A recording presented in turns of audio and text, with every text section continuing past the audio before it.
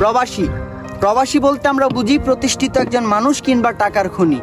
তবে একজন প্রবাসীর জীবনে কতটা কষ্ট, কতটা আত্মত্যাগ লুকিয়ে আছে সেটা শুধুমাত্র একজন প্রবাসীই জানে।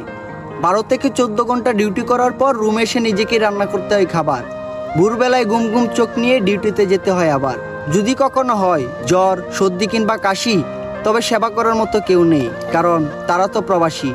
বছরে 2টি ঈদ যায়, তবে পরিবারের মানুষদের সাথে ঈদ পালন করার সৌভাগ্যটুকু নাই। পরিবারের কিংবা আত্মীয় স্বজনের ভিতরে যদি কেউ মারা যায়, তাদেরকে শেষবারের মতো দেখার ভাগ্যটুকু নাই। একজন প্রবাসীর প্রতি আমাদের যতটা না ভালোবাসা থাকে, তার চেয়ে বেশি থাকে তাদের প্রতি আমাদের চাহিদা। এক কথায় বলতে পারেন, একজন প্রবাসী দিনরাত পরিশ্রমই করে শুধুমাত্র তার পরিবারের চাহিদা মেটানোর জন্য। এভাবে একজন প্রবাসী জীবন থেকে হারিয়ে যায় অনেকগুলো বছর। প্রবাস জীবন শেষে যে সফল প্রবাসী, তার জীবন কাটে সুখে, আর যে ব্যর্থ প্রবাসী, তার শেষ জীবনটাও কাটে দুঃখে।